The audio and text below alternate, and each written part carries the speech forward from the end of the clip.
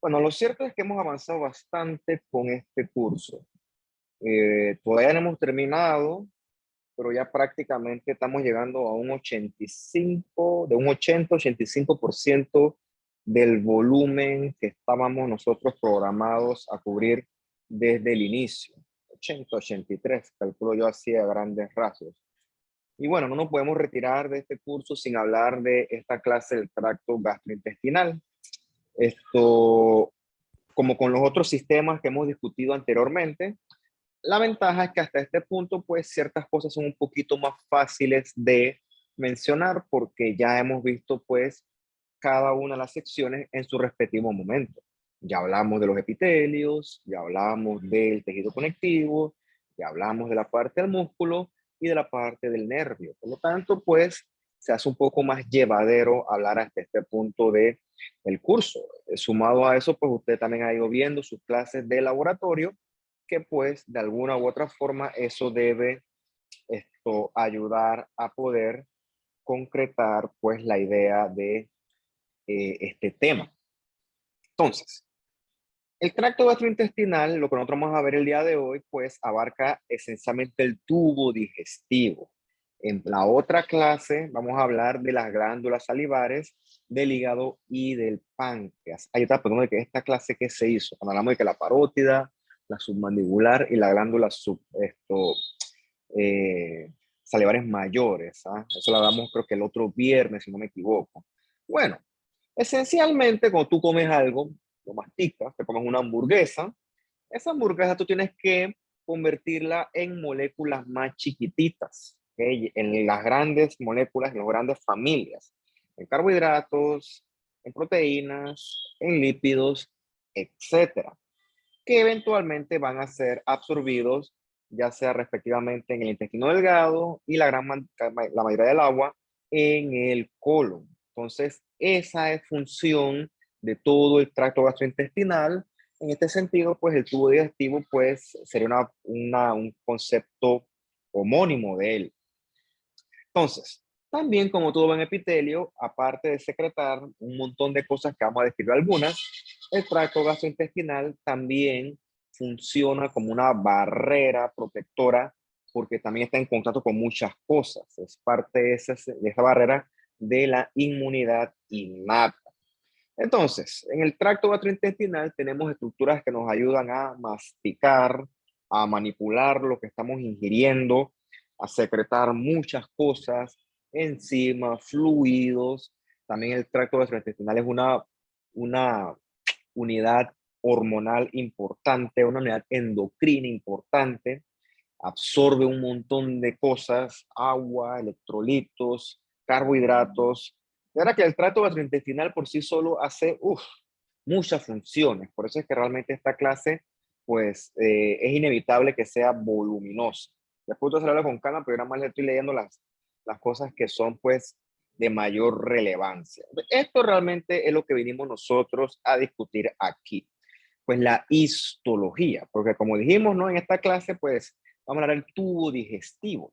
Y el tubo digestivo de alguna u otra forma comparte ciertas capas en general. Vamos a encontrar al epitelio y su respectiva lámina propia y su muscularis de la mucosa. Colectivamente esas capas se llaman mucosa. No necesariamente mucosa porque secreta moco, porque por ejemplo, esta que es el epitelio del esófago, se le puede llamar perfectamente mucosa esofágica o mucosa escamosa, y es un epitelio que realmente no secreta moco. Usted sabe que por ser escamoso, es un epitelio que lo que hace es revestir y ser resistente a abrasiones. Entonces la palabra mucosa se refiere al recubrimiento de un órgano visceral. Puede que secrete, en la mayoría de los casos sí lo hace, pero si no secreta, pues no quiere decir que no sea una mucosa, que no sea secretor. Por ejemplo, la mucosa vesical. La mucosa vesical es urotelio y no quiere decir que secrete moco.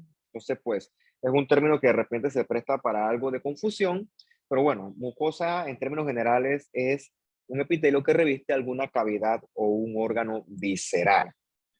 Recapitulando, tenemos el epitelio, la lámina propia y la capa muscularis de la mucosa. Ves que es una capa un poco delgada de músculo liso. ¿ok? Que esencialmente reviste todo el contorno de la mucosa.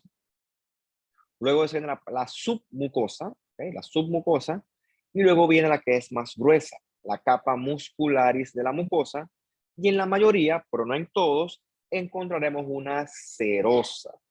Esas son en mayor o menor proporción las capas que nosotros encontramos en las regiones anatómicas del tubo digestivo o del tracto gastrointestinal. Vamos a ir tratando de desarrollar una por una, dependiendo de en qué sitio anatómico nos encontramos nosotros. Pero estos son como las grandes generalidades. Como le dije, ¿no? La mucosa es el epitelio con su respectiva lámina propia. Algunas veces ciertos autores incluyen a la capa muscularis de la mucosa. Por ejemplo, esto que tenemos acá, si estuviera yo en el salón, te señalo con el pointer y digo que me digas qué es. Pero como no podemos hacer eso vía virtual, pues qué lástima, pues me toca decirlo yo. Aburrido, pero bueno, ¿no? Es lo que se puede hacer. Esto que está aquí, usted sabe que es el clásico colon, ¿ok? Epitelio cilíndrico simple con caliciformes y microvellosidades. De la lámina propia que está llena de mucho leucocito, ¿ok? Sobre todo linfocito, macrófago, una que otra plasmática. La verdad es que eso a este aumento y con ese detalle, pues no lo vamos a poder ver, pero recuerda que eso es parte del tejido linfoide asociado a mucosa. Entonces, esta es la mucosa del colon, ¿ok? Con las clásicas glándulas de Lieberkühn, que son esencialmente glándulas tubulares simples, como si fuera un tubito de ensayo. Y ves cómo ya descansan sobre esta capa de músculo liso, que es la muscularis de la mucosa, que también sirve de límite para dividirlo de la submucosa. La submucosa, pues porque está debajo de la mucosa. Entonces, en la submucosa, nosotros vamos a encontrar un estroma de tejido conectivo esencialmente denso y regular. Aquí se ve un poquito ese fenómeno, en otras imágenes se ve mejor. Y yo reconozco la submucosa porque allí encontramos, pues, grandes vasos. Esa es una forma de reconocerlo. Encontramos unos vasotes que son más prominentes en comparación con los que están en los compartimentos superiores. En todo su esplendor, ¿no? Un colon, ya te dije cuál es el epitelio del colon, y ves aquí su lámina propia con su montón de leucocitos, una celularidad relativamente alta, y ves cómo reside ella o descansa ella sobre la capa muscularis de la mucosa, que es músculo liso. Y debajo ves las fibras gruesas de colágeno dispuestas en un patrón, como hago con mis manos yo ahorita, aleatorio, tejido denso conectivo irregular, en el cual nosotros vamos a identificar vasos grandototes, que son arterias, venas, pues eso ya tú lo sabes, porque ya nosotros dimos la clase del sistema circulatorio. Elegantemente esta imagen, hasta que me encandiló los ojos, pasas de esto y de repente, pero bueno, ¿no? La verdad es que conseguir imágenes digitalizadas, pues esto tan fácil, pues no es. Poco a poco, ahí vamos, ¿no? Ahí vamos, pero para que tú veas que esto es calidad. Decirme que tú ves esto en tu laboratorio en vivo, pues lo veo difícil, ¿no? O sea, que todo hoy en día va enfocado hacia la digitalización de las cosas. Entonces, pues uno busca este tipo de calidad cuando uno quiere evaluar un tejido. Ojalá todo fuera así. O sea, acá está todo rosado, entre rosado y blanco. Acá la exposición de luz es más subóptima. El software te arregla todas esas cosas. O sea, la ventaja de la digitalización es que el software lo arregla todo. Es como si le pusieras un filtro de Instagram con un super filtro, ¿no? Y te arregla toda la imagen. Bueno, en la submucosa, que es acá abajo, encontramos son vasotes bien grandes. Y vamos a ver ahorita unas neuronas que son neuronas ganglionares que corresponden con el plexo de Meissner o también el plexo submucoso. Meissner, como el que discutimos nosotros en la clase de la piel con los corpúsculos de Meissner. Esa gente antes es muy inteligente. Uno mismo descubrió un montón de cosas. A mí me da pena porque, ¿sabes? A veces yo me siento que soy inteligente, pues yo no he descubierto nada. Yo lo que hago es describir cosas que otros no han descubierto, pero yo nunca he hecho el plexo de Obregón, o la célula de Obregón, nada, neurona de Obregón, nada de esas cosas. Todo estoy repitiendo. Bueno, ¿qué vamos a hacer? Eh, ¿Algún día será? No, no creo. En ciertas regiones del tracto gastrointestinal vamos a encontrar en la submucosa glándulas. Como por ejemplo, ¿dónde? Les preguntaré yo a uno de ustedes.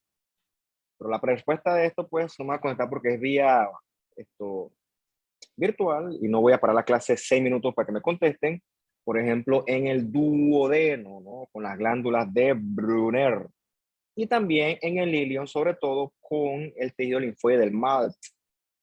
Bien, la misma imagen del colon, vamos a bajar un poquito y vemos el tejido conectivo denso irregular de la submucosa.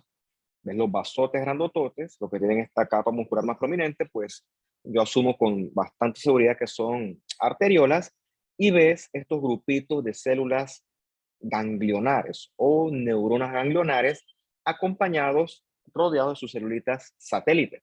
Esas son las neuronas ganglionales del plexo de Meissner, ¿ok? O el plexo submucoso. Bien, la capa muscular propia, también he visto que a veces le llaman capa muscular externa. Yo personalmente le llamo capa muscular propia. Dame un segundo para una cosa que hiciste en la clase esta. Si 2022 se todo. Bien, la capa muscular propia, pues esencialmente son dos o más capas. Por lo general, la que está más interna es circular y la más externa es longitudinal. No estoy sincero, yo nunca me aprendió eso. Eso siempre me ha enredado y que no, que hay una que es circular, no, una que es oblicua, una que es externa, longitudinal. Eso a mí siempre me ha enredado. Y digo, no pasa nada porque la verdad es que pues estoy donde estoy con ese enredo igual. Siempre tengo que ir atrás a revisar pues cómo es el asunto, pero sé que queda más profundo y son vientres grandes de músculo liso. Entonces, en esos vientres gruesos de músculo liso hay tejido conectivo, va a haber vasitos también, vasotes de hecho bien grandes, y también vamos a encontrar otro set de neuronas ganglionares. Estas se llaman las neuronas de Auerbach. Como yo me acuerdo, para no confundirme, Meissner y Auerbach. Me acuerdo de Auerbach, de Bach, de atrás, pues. O sea, que están más atrás, o sea, que están hacia la capa muscular propia. Ese es mi método. Si le sirve, pues usted es bienvenido de, pues, asumirlo para usted también. Auerbach de back, o sea, que de atrás en la capa muscular propia. Y bueno, la que resta, pues, o la que sobró, va a ser la de Meissner en la submucosa. Entonces, el plexo de Meissner más el de Auerbach juntos forman más otro juego de neuronas que están por ahí desperdigadas, más los nervios estos no minimizados, el sistema nervioso entérico. Por ejemplo, ahorita que yo tomo este té, que está bastante bueno, por cierto, delicioso. ¿Ok? Entonces yo no controlo nada de esto. O sea, yo nada más trago, degluto y todo esto se va movilizando. Yo no controlo nada. O sea, mi sistema nervioso entérico, desde que mi esófago está deglutiendo, el solito hace peristalsis en el estómago, eso lo va digiriendo en el caso que fuera comida, pero como esto es líquido, que va a digerir, y solito él baja y yo no estoy controlando nada. Es más, mientras yo estoy hablando, mi sistema nervioso entérico está controlando todas esas funciones autonómicas y yo ni me doy por enterado. Gracias esencialmente a los plexos de Meissner y de Auerbach. Dame un segundillo que alguien me escribió por acá.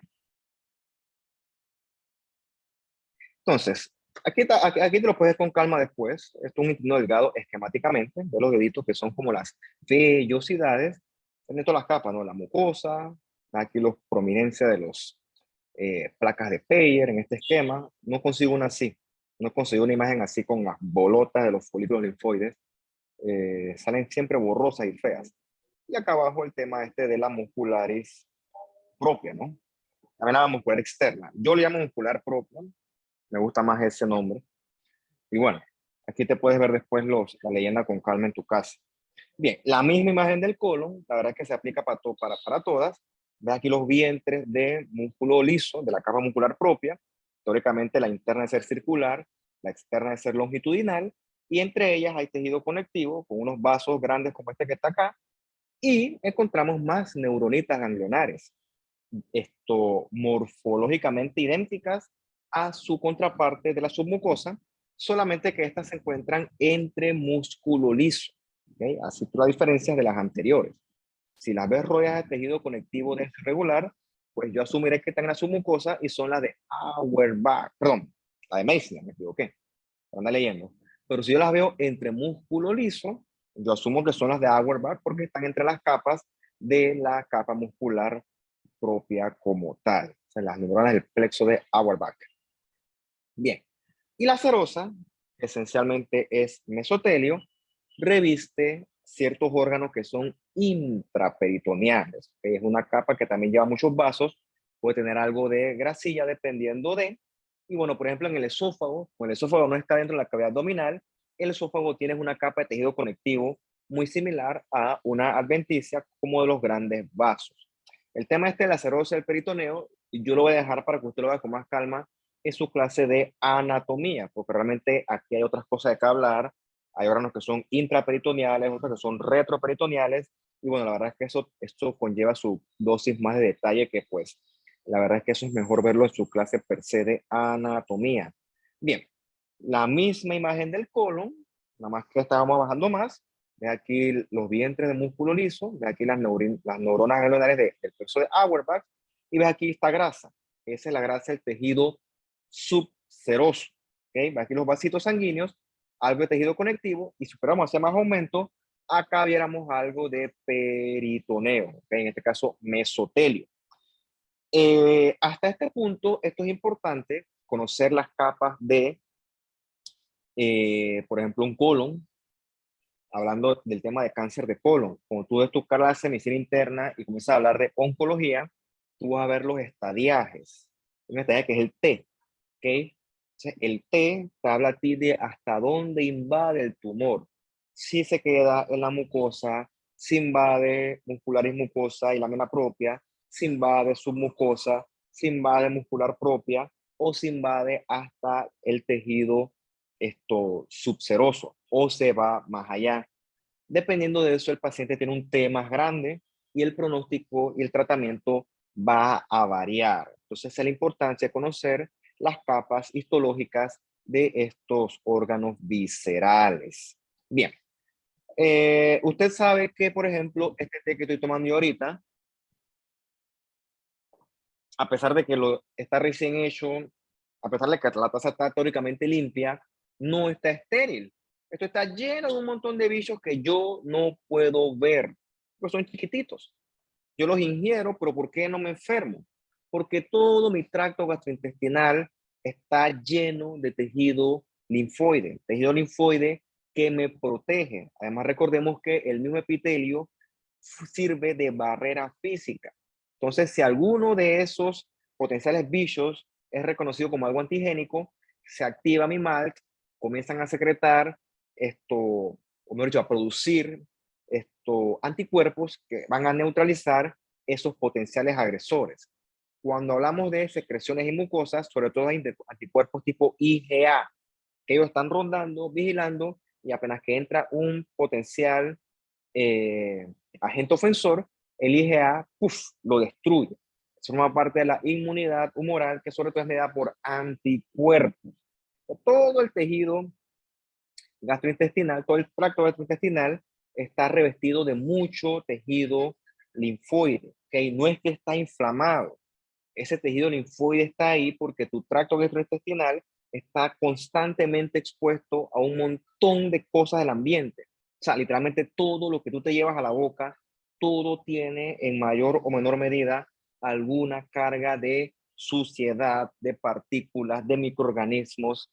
Hey, tira línea de todo. O sea, recuerda que tú no lo ves, pero estamos todos llenos de bichos, de cualquier cantidad de bacterias, virus, parásitos, esos coexisten con nosotros.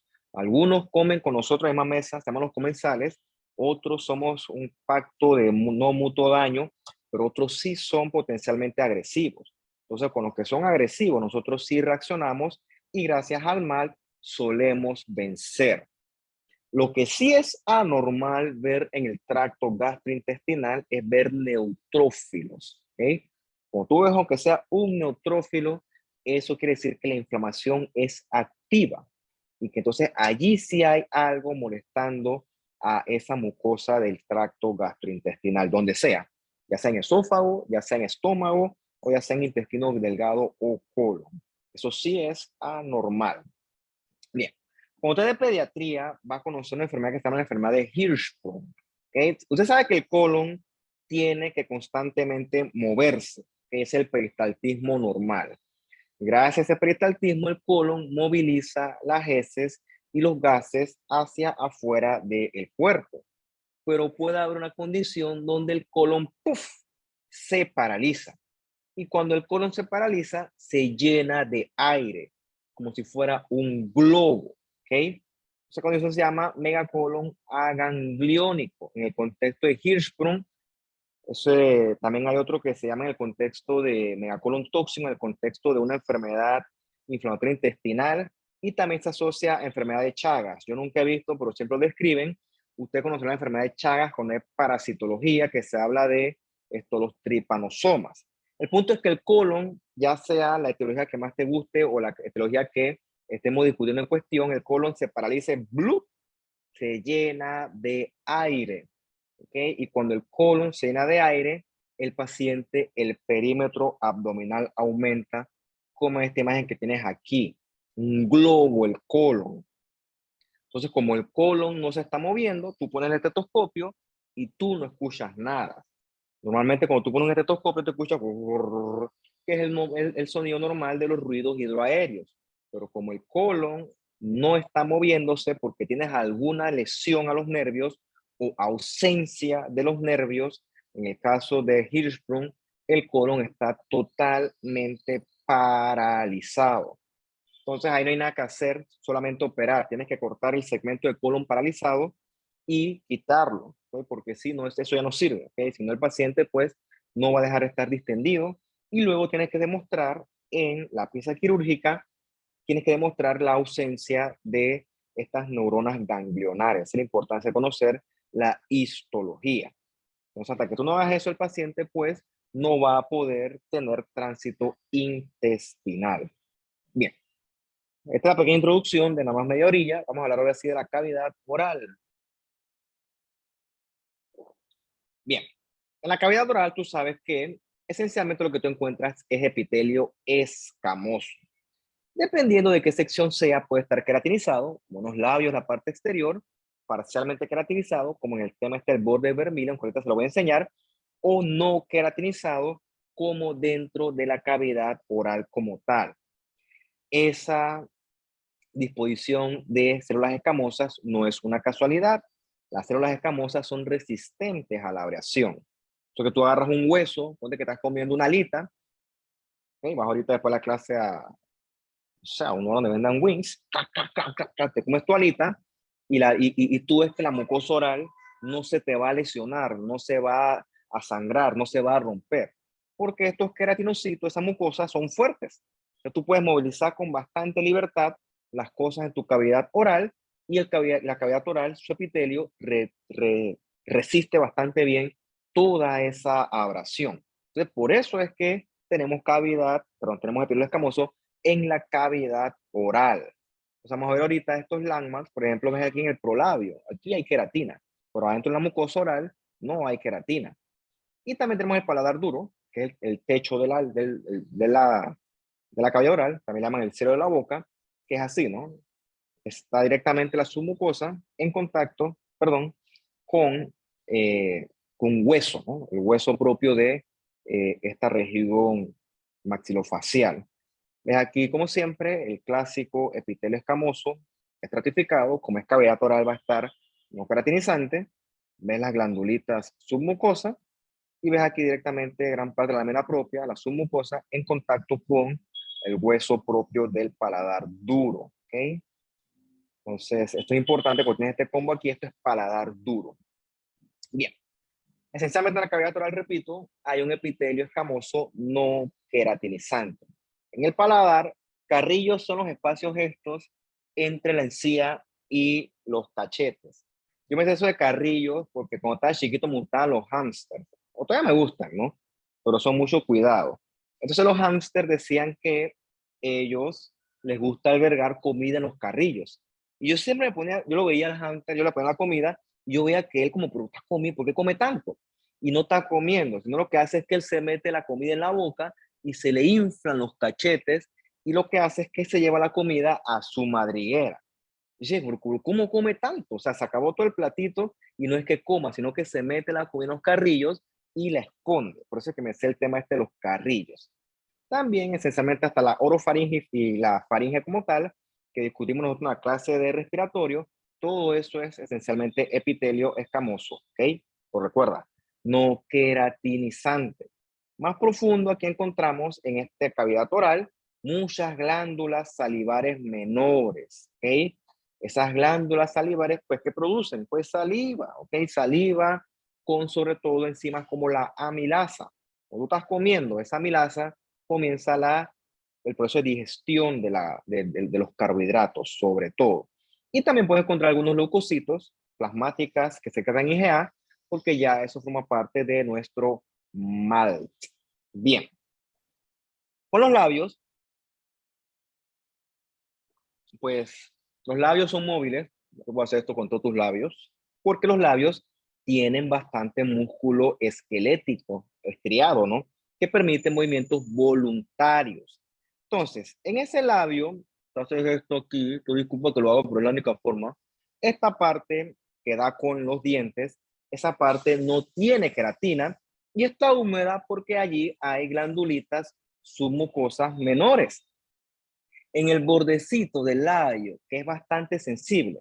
Sería más o menos aquí lo estoy señalando yo. Esa es la zona vermilion, ¿ok? Zona vermilion, no sé cómo se dice en español.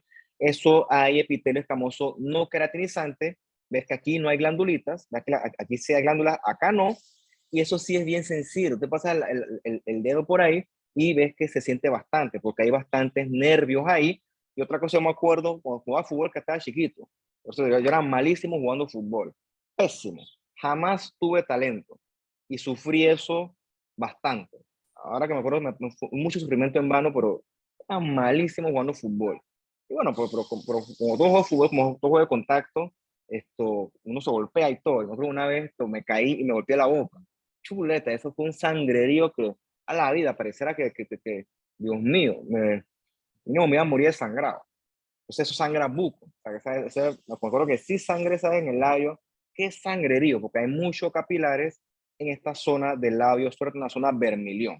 Y ya la superficie externa, quizás tú no lo ves, pero eso está lleno de pelito. Aquí lo ves, puros folículos pilosos, algunas glándulas sebáceas, pero los pelos son tan finitos que a veces tú no lo vas a poder ver. Entonces, en el labio eso es curioso, ¿no? Lógicamente, yo nunca he visto un labio así en vivo porque, pues, en una autopsia, tú le puedes quitar un pedazo de labio al paciente porque eso es parte de la cara. O sea, eso es lo que el difunto, o sea, eso es lo que el familiar del difunto va a ver. Entonces, cuando hacemos una autopsia nosotros, la cara, pues, tratamos de respetarla, pues, porque, digo, nadie quiere enterrar a su familiar con una deformidad facial. Por eso es que conseguir una muestra de labio, pues, está bien difícil. Entonces aquí está el mismo concepto antes, ve la superficie interna, la reconoces porque tiene las glandulitas, estas submucosas, usted disculpe el detalle, por esto es lo que se consigue, y la parte externa ves que esencialmente es piel, piel con anexos, piel con pelos, con glándulas sebáceas, etcétera. Y en el centro un vientre de bastante pues músculo liso. Bien, la lengua también es esencialmente bastante músculo estriado. Gracias a ese músculo estriado, la lengua es bastante versátil, bastante móvil. La lengua es importante porque su superficie es rugosa para permitir manipular los alimentos durante la deglución. Si no fuera por eso, tú estuvieras deglutiendo algo y esto que no está completamente masticado. ¿Okay? La lengua tiene su superficie rugosa para poder permitir una adecuada masticación y deglución de los alimentos. Entonces, desde el punto de vista anatómico, vamos a encontrar un surco en V, ¿okay? Un surco en V que atrás encontramos muchas tónsilas, mucho tejido linfoide y adelante bastantes papilas, un montón de papilas que vamos a ir describiendo nosotros desde el punto de vista histológico una por una. Y entonces está la lengua en todo su esplendor. La lengua, y se la puede quitar el paciente, porque la lengua, pues, no se ve en la cavidad oral si está cerrada en un muerto.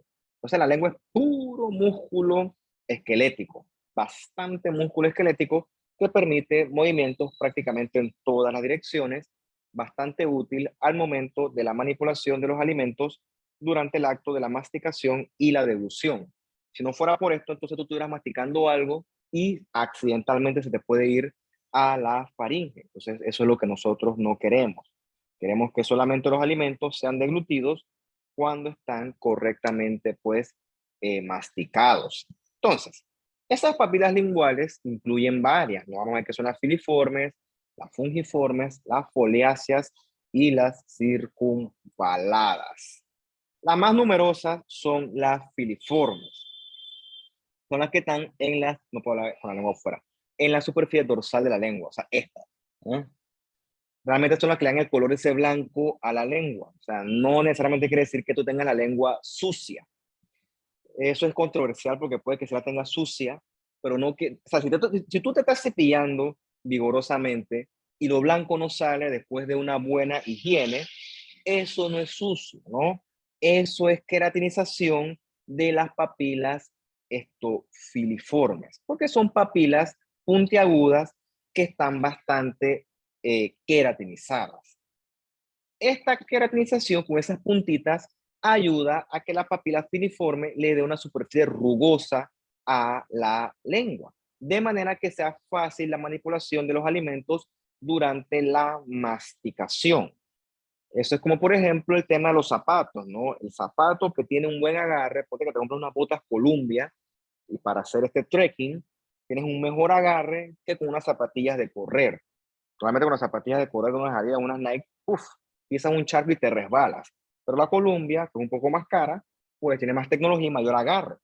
Algo similar ocurre con el tema de la lengua. Si la lengua fuera lisita, tú te vas comiendo y toda la comida se te resbala de lado. Entonces, eso no ocurre gracias a la rugosidad que permiten las papilas filiformes con su gran porcentaje de queratinización. Importante, estas tienen un rol mecánico de manipular la comida. Aquí nosotros no vamos a encontrar botones gustativos. ¿Okay? Entonces aquí tienes acá abajo el músculo esquelético o estriado, como le quieras decir. Ves aquí las células del tejido linfoide y un montón de glandulitas submucosas. Bien. Entonces con puras espinitas. ¿Okay? Puras espinitas, estas son las clásicas papilas filiformes. Ves que tienen una cierta queratinización, que esas son las que le dan la apariencia, esa rugosita a la lengua. ¿Okay? Y recuerda, aquí todavía no hay botones gustativos. Las siguientes son las papilas fungiformes. Fungi porque alguien que la describió dijo, tiene forma de hongo. Tienen algo de queratinización y se encuentran entre estas papilas filiformes. Tienen un tallito aquí, pues que por tema de corte no se ve, aquí se ve un poquito mejor, pero las fungiformes son más redonditas y estas sí van a tener botones gustativos. Vamos a ver ese fenómeno.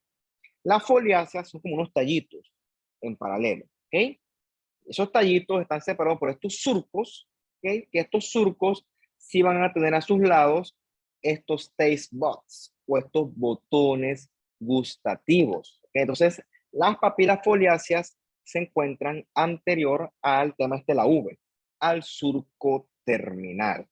Entonces, con esta tensión de Mason, ves como la lámina propia va a ser azul porque es tejido conectivo y el epitelio es rojillo. Y las glándulas son mucosas, que reciben aquí el nombre de glándulas de von Ebner. Ahorita vamos a verlas con un poquito más de detalle.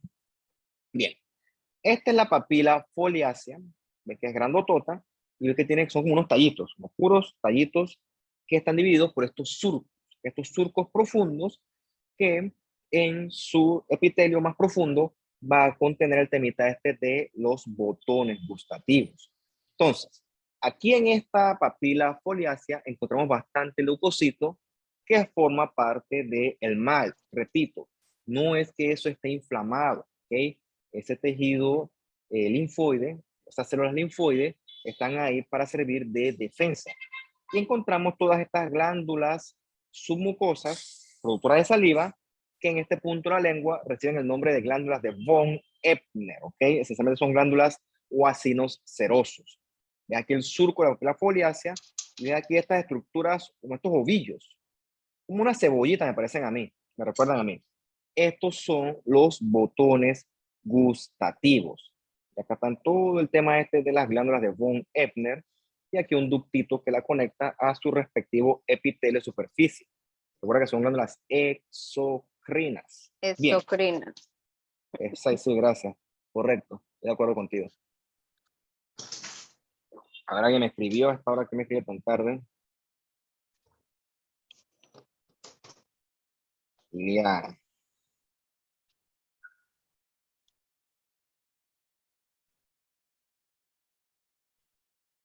Más tarde hablamos. Las circunvaladas pues son más grandes, mira que miden hasta 3 milímetros. Estas se encuentran justo enfrente del surco terminal. Vamos a ver si podemos verlas acá. Esto deberán ser estas, ¿no? Las más grandototes, las dije, ballet, circunvaladas realmente. Son grandototas, ¿ok? Hay de 8 a 12, y entonces pues estas también van a tener unos glandulitas submucosas de von Eppner, ¿ok? Entonces estas circunvaladas también van a tener más botones gustativos en el tema este del epitelio que baja hasta el surco que las va a dividir. Bien, como ustedes fisiología, antes se decía de que no, que tal región de la lengua es para dulce, tal región es para salado, tal región es para agrio. Entonces la verdad es que eso es falso, ¿no? O sea, esto que en verdad todas las regiones comparten esto de alguna forma el tema este de la captación de los sabores. Entonces, este es el botón gustativo, tienes estas células gustativas que están adyacentes a este nervio sensorial que eventualmente él va al cerebro y en el cerebro se analiza la información de lo que tú estás probando. Ya sea si es dulce, si es salado, si es agrio, si es umami, como la salsa de soya. Entonces, ese fenómeno de los sabores, pues, tú lo debes estudiar con más calma en tu clase de fisiología. La verdad es que yo aquí solo lo menciono, pues, porque no forma parte del curso. Aquí nada más para que te quede el concepto clarito, ve las cebollitas. Estas cebollitas son los botones gustativos. Se encuentran dentro del epitelio de la papila de la lengua. Hay bastantes botones gustativos, sobre todo en las papilas foliáceas y las fungiformes, y ellos lo que hacen es captar las sustancias estas gustativas y se las llevan por este nervio y son analizadas en el cerebro. ¿Cómo ocurre esto? Repito, pues la verdad es que no forma parte de este curso explicarlo, pero bueno, ya sabemos más o menos cómo es el asunto. Bien, habiendo hablado un poquito de la lengua y la cavidad oral, vamos a hablar un poquito del esófago. Hay una cosa aquí que yo nunca hablo, que es del diente. El diente yo siempre lo chifeo, pues porque, sorry, usted puede estudiarlo por su cuenta si quiere. Vamos a hacer un poquito más de té y así.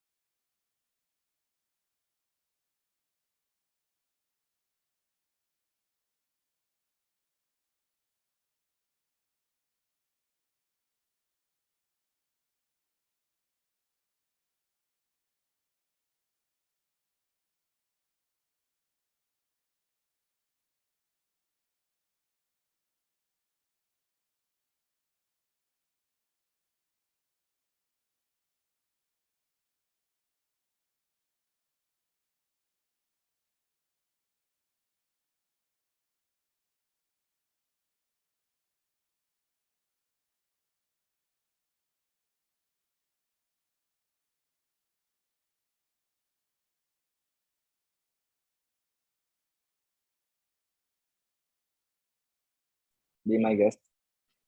Ok, entonces la próxima sección que vamos a discutir nosotros es el esófago. El esófago es esencialmente simple, no es tan complicado tomando en cuenta lo que hemos discutido hasta el momento, ¿no? El esófago, desde el punto de vista anatómico, ve aquí las relaciones, ¿no? Aquí hábilmente pues nos quitaron los pulmones y el corazón y ves que el esófago está detrás de la tráquea. Esto tiene que ver mucho con el fenómeno este que discutíamos la otra clase, de que los anillos de la tráquea tienen que ser incompletos. Eso permite que el esófago pueda tener estos cambios de volúmenes durante la deglución. La función del esófago, pues, simple, aunque importante, es llevar la comida que te tragas tú y yo también desde la cavidad oral de la faringe hasta el estómago, hasta acá abajo. Aquí se viene el diafragma, ¿ves? También habíamos hablado del diafragma alguna vez en la vida. De más está decirlo, pero pues repetirlo pues siempre aplica. El esófago está revestido de epitelio escamoso estratificado no queratinizante, ¿ok? Apréndaselo, por favor. Entonces, en la submucosa del esófago también encontrar ciertas glandulillas, ¿ok? Esas glandulillas submucosas secretan moco que ayuda a que lo que tú estás deglutiendo pues baje con más facilidad. Tiene cierta función de lubricación. Supuestamente el libro dice que esta es una H&E, brother. Pero tú me das una H&E aquí y yo te la tiro a la basura en tu cara. ¿Cómo tú marcas una H&E azul? Pero bueno, esta imagen es para que tú vieras pues las capas del esófago, ¿no? La mucosa, su mucosa, etcétera, que creo que ya hasta este punto pues manejan ustedes muy bien. Pero ustedes son casi 100 estudiantes y ahorita nada más hay 50 conectados. Eh, ya, no tengo nada que decir al respecto. Bien, la mucosa del esófago es, repito, un epitelio escamoso estratificado no queratinizante, ¿ok? No queratinizante. ¿Cómo la diferencia de la cavidad oral? Bueno, en cuanto al epitelio, es virtualmente idéntico. Lo que la diferencia es lo que viene abajo. Por ejemplo, acá hay capa muscularis de la mucosa. Definitivamente en la cavidad oral, pues no. Y en el cervix tampoco, por cierto, porque si le pones un cervix, un exocervix, es virtualmente idéntico a esto que estamos viendo aquí, por cierto. Entonces, en todo su esplendor, es epitelio escamoso estratificado, no queratinizante. Si me pasa una cantaleta, pues por hay que repetirlo y repetirlo hasta que pues cale en sus cabecitas, si es que eso es posible, espero yo que sí. Descansa ese epitelio sobre su lámina propia y después viene inmediatamente la muscularis de la mucosa. Aquí la puedes ver con un poquito más de aumento.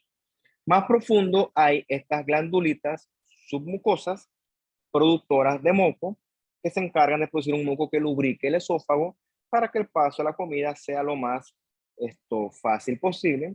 Aquí está el ductito de ellos, porque nuevamente son glándulas exocrinas. Y más profundo viene el tema este de la capa muscularis la muscular propia. Si quieres buscar aquí todo el tema este de Meissner y Auerbach, pues lo vas a encontrar. Lo que sí recuerda es que acá en el esófago, él está dentro de el cuello, ¿no? Está en la región cervical. Por lo tanto, él no va a tener peritoneo solamente en el tercio inferior, donde él se une al estómago. Esa unión con el estómago tiene dos nombres. Tú puedes ser el que más te guste. A mí me gusta más cardias, pues porque es más corto, pero también le puedes llamar unión esófago-gástrica.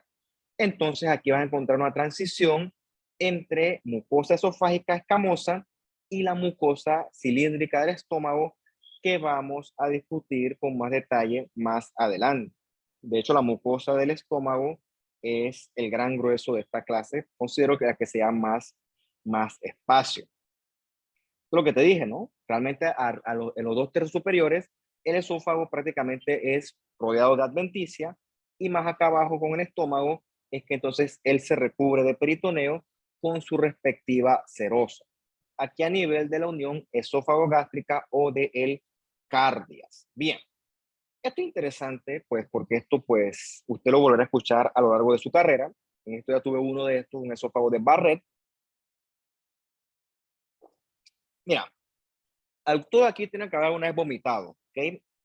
Vómito es ácido. Créame que el contenido del estómago es bien ácido. O sea, el estómago es, hay una chat. Profe, ¿qué neurotransmisor es el involucrado en la contracción muscular del esófago? O sea, en los músculos del esófago. ¿Qué neurotransmisor? Bueno, eh, me puedo equivocar, pero ahí perdí mucho la serotonina, perdí bastante, pero me puedo equivocar. Eso más fisiología, pero bueno, lo podemos buscar más tarde, ¿no? Me lo preguntas al chat y me comprometo a buscarlo. Ahorita sí se me ocurre la serotonina, no sé por qué se me ocurre, pero bueno, como eso es más fisio, pues me toca revisarlo porque yo no soy experto en eso. Pero si me lo chateas al chat más tarde, con mucho gusto, pues te contesto. Para no equivocarme, por cierto. Como no es mi área, pues no puedo decirlo con tanta seguridad. Vomitas, ¿ok? Y el ácido que viene a tu estómago, pues un ácido bien mal, un ácido terrible. Una vez que vomites, no pasa nada. El problema es cuando la condición es crónica y cada vez que tú te acuestas, se te regresa el ácido desde el estómago hacia el esófago. El esófago, al ser una mucosa esofágica, es resistente a la abrasión física. Es resistente a la torsión mecánica hasta cierto punto, pero no es resistente al ácido que viene del estómago. Ese ácido inflama esa mucosa y si la condición es crónica, con el tiempo se forma una esofagitis. Con el tiempo, la mucosa del esófago no va a resistir tanta abrasión química y va a tener que adaptarse. Esa adaptación se llama metaplasia. ¿Okay? La metaplasia es el cambio de un tejido maduro por otro tejido maduro. En este caso, es el cambio de un epitelio maduro por otro epitelio maduro, con la intención de que mi cuerpo se adapte a esta condición adversa. ¿Okay? La condición adversa es que se me regresa constantemente el ácido del esófago. La pregunta es ¿por qué está ocurriendo eso? Bueno, puede que el esfínter que cierra el esófago sea incompetente y eso permite que el contenido ácido se regrese. Eso ocurre, por ejemplo, en el paciente que es muy obeso, la gente que come muy tarde, el paciente alcohólico, la gente que toma mucho café. Son condiciones que yo me acuerdo ahorita que se asocian a reflujo gastroesofágico. Entonces, con el tiempo ocurre esta metaplasia. Cambia la mucosa escamosa a una mucosa igualita a la del colon o el intestino delgado. Tan igualita que tiene hasta caliciformes y microvellosidades. ¿Qué ocurre? Esta mucosita intestinal, se llama metaplasia intestinal, secreta moco. Y ese moco sí es protector contra ese ácido. ¿Okay? Esa condición se llama esófago de Barrett. O sea que si tú ves caliciformes en una biopsia de esófago, eso es anormal, ¿ok? Eso es anormal, eso es patológico, y si tú no controlas eso, esto está rumbo a convertirse en displásico, y entonces se asocia el esófago de Barrett, es precursor directo del adenocarcinoma de esófago, que eso está bien descrito, que esto es un cáncer que se asocia a el reflujo gastroesofágico. Dicho otras palabras, el reflujo gastroesofágico es un factor de riesgo bien conocido para el desarrollo de adenocarcinoma de esófago. Hay una pregunta. Profe, ¿y la persona con anorexia también aplica la metaplasia? Lo que pasa es que la anorexia más era bulimia. Una cosa es reflujo, que yo todos los días que me acuesto se regresa el ácido. ¿Ok? No es porque yo vomito un par de veces, ya yo entro con el contacto con el ácido. Un par de veces vomitas, un par de veces no pasa nada. Cuando la cuestión es crónica, y como usted es su clase de medicina interna, cronicidad es algo de meses de evolución, probablemente hasta años. Lo repito, yo me emborracho ahorita, ponte ahorita que termino la clase, me compro una botella de seco, bacala, qué asco. Me vuelvo loco y me la tomo toda, y yo vomito toda la sala aquí, me acuesto mi vómito ahí, vuelto una chancleta. Bueno, una vez que vomite, dos veces que vomite, tres veces que vomite, pues no pasa nada. El problema es cuando es todos los días. Y no necesariamente es vómito, es reflujo, ¿ok? Es una sensación que te quema el esófago. Eso se llama pirosis, ¿ok? Es porque el ácido quema. No es tanto por vomitar, es porque el ácido inflama la mucosa, ¿ok? Y el paciente tiene a veces un sabor metálico en la boca, eso se llama carne propedéutica. No es tanto vomitar, es el paso de ácido hacia hacia el esófago. Entonces, el temita con esto es que recuerda que esto es crónico, ¿ok? En el caso de la persona que tuviste la anorexia y la bulimia, eso se corrige con el manejo de la paciente. Pero si la causa es orgánica, si el paciente tiene reflujo de larga data, ¿cómo se lo corregimos? Es muy difícil de corregir. Probablemente el temita es crónico. Crónico es de muy larga data, como la hipertensión, la diabetes, prácticamente es para toda la vida. Así que el paciente con reflujo, entre otras cosas que tiene que hacer es dormir semisentado. Venden unas almohadas que son como una cuña que el paciente debe dormir acostado. Cuando estás acostado, por un tema de gravedad, todo se regresa, el paciente duerme semisentado. Y por un tema de gravedad, pues el ácido se mantiene limitado a el estómago, para que tú veas lo extremo que es esto. Teóricamente, si tú le quitas a la metaplasia lo que le está molestando, teóricamente el epitelio de la mucosa esofágica puede regresar a lo normal. Pero lo que no es teórico es poder quitar ese ácido. El problema es que ese reflujo, cuando está diagnosticado como una enfermedad, como una ARG como tal, probablemente eso sea para toda la vida. ¿ok? Para toda la vida sea ese bendito reflujo. Por eso es que hay este riesgo y al paciente hay que hacerle control con endoscopías para ver si esto hay displasia, ¿ok? Si hay displasia, entonces este es precursor directo del cáncer de esófago. Yo he visto y también estos cánceres escamosos. Los escamosos son asociados a tabaquismo, sobre todo, para variar, cuando el tabaquismo no está involucrado en algo. Ah, y si tú quieres comprobarlo, le haces una tinción fancy, le haces un Alcian Blue y ves cómo las caliciformes tiñen con un azulito bien bonito.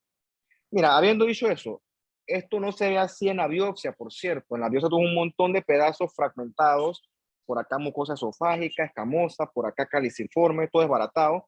Entonces, pues, ojalá se viera así en la biopsia. Por la biopsia, pues, la interpretación es un poco más difícil. Pero el Alcian Blue, si tienes dudas, pues, tiñe el moco de las caliciformes y tienes un recurso más para decir, esto es una metaplasia esofágica en el contexto de una enfermedad por reflujo gastroesofágico. Esto es un esófago de Barrett. Qué bonito suena. Bien, vamos con el gran grueso, pues, con el estómago. Vamos a tomar aquí unos 2 minutos y seguimos para yo inspirar.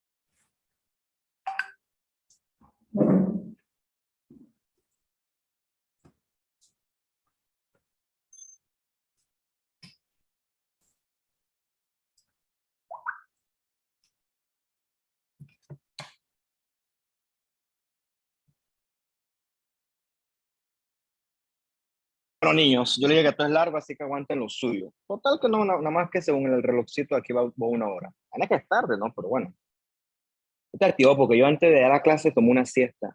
Dormí bien pretty. La Fue batería recargada. ¿Qué vamos? una consulta. Dale, dime, pa. Eso del esófago de Barrett Sí, es como yo pienso que es como una adaptación del esófago por correcto. el reflujo, pero Ujú. se supone que es malo porque no debería haber ese epitelio en ese lugar. Ajá. Pero yo digo que si solamente ese epitelio va a secretar moco, o sea, ¿cuál es el mal? No está secretando algo Bueno, tóxico ahí mismo, o por qué está. recuerda que el problema es que sí, tu cuerpo se adaptó, pero realmente la abrasión del ácido no se ha ido. Tú no has resuelto el reflujo. El ácido sigue colándose hacia el esófago. Entonces, cuando tú des tu clase de patología, vas a aprender un poquito sobre la inflamación. La inflamación constante genera inflamación, reparación, y la inflamación crónica, sobre todo, crónica y agresiva, genera cambios en las células, genera cambios que pueden llevar a displasia. La metaplasia como tal forma parte de la adaptación celular, sí, pero el problema es que la metaplasia intestinal no ha corregido el problema de base. El problema de base es y siempre ha sido el reflujo de ácido, que el ácido se cuela de vuelta al esófago. Entonces, la pobre mucosa tiene que aguantar constantemente inflamación por ácido, acumulación de radicales libres, los radicales libres degradan los componentes estructurales de la célula, degradan lípidos, degradan proteínas, hacen anomalías al DNA. Entonces, mira, con una vez que pase eso, no pasa nada. Porque como vimos en la clase del ciclo celular, tu cuerpo tiene mecanismos para monitorizar la integridad del DNA. Una vez, dos veces que pase, no pasa absolutamente nada. El problema es cuando es crónico. El problema es cuando la amenaza es constante. Es decir, la amenaza es todos los días. Constantemente tu mucosa está expuesta a ácido, ácido, ácido. Con el tiempo, tus mecanismos reparadores van a dejar de funcionar. O no van a funcionar, van a ser superados por la amenaza. Y entonces, en el contexto de una inflamación crónica, tus células pueden comenzar a displaciarse, si es que esta palabra existe, comienzan a malignizarse. La adaptación sí, te ayuda a soportar, pero no corrige el problema de base. Ese es el problema. ¿Cómo lo corriges? Pues eso tú lo verás en tu clase de medicina interna. Sorry, te la debo esa. Bien, vamos a hablar del estómago entonces, que esto es un poquito pues más sustancioso. Una vez que tragaste todo, todo está bien masticado, la hamburguesa ahora es como una masa, es un bolo alimenticio. Ahora es como si fuera una masilla de pan, de carne, de ketchup, de lechuga, diablo, todo lo que tú te comiste, ¿no? Entonces, eso hay que digerirlo, ¿no? Hay que agarrar esas macromoléculas y comenzar a separarlas. Entonces, para eso es necesario el estómago. El estómago que se encuentra en la región, sobre todo epigástrica, y parte de la sea el hipocondrio izquierdo, parte de él. El estómago es como si fuera una lavadora. Comienza él a moverse, ciclo rápido, y ese ciclo rápido hace que la comida, el bolo alimenticio, se mezcle con el ácido y hace que todo se vaya degradando poco a poco. Bien, desde el punto de vista anatómico, mira, el ácido del estómago es bien ácido. No te creas que es un ácido débil, es un ácido potente. O sea, eso es ácido clorhídrico. O sea, si te comes un hueso, el estómago va a degradar ese hueso. No me hago con exageraciones ahora, pero sí puede pasar. Entonces, es malo que el ácido se vaya tanto para arriba como para abajo, o sea, respectivamente para el esófago o para el duodeno. Esas dos cosas son malas.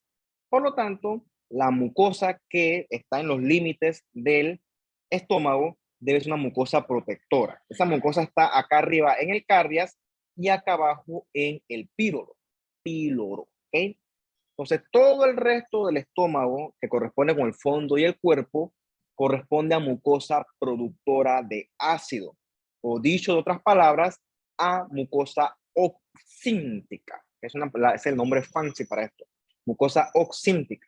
Entonces, esa mucosa va a tener un montón de pliegues, se llaman rugas. Ahorita vamos a describir qué es con esos pliegues, por qué existen ahí.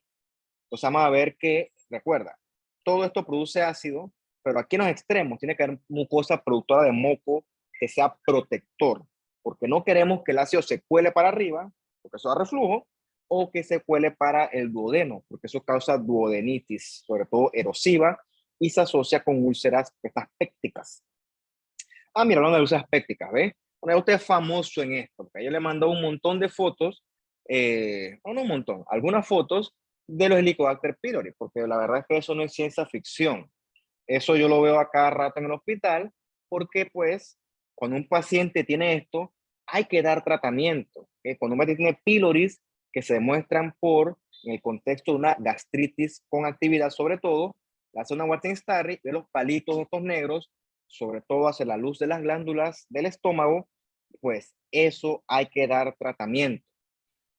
Al igual que con el esófago, los pílores causan mucha inflamación, que causan inflamación activa, causan gastritis, y con el tiempo esta mucosa se transforma a también una metaplasia intestinal.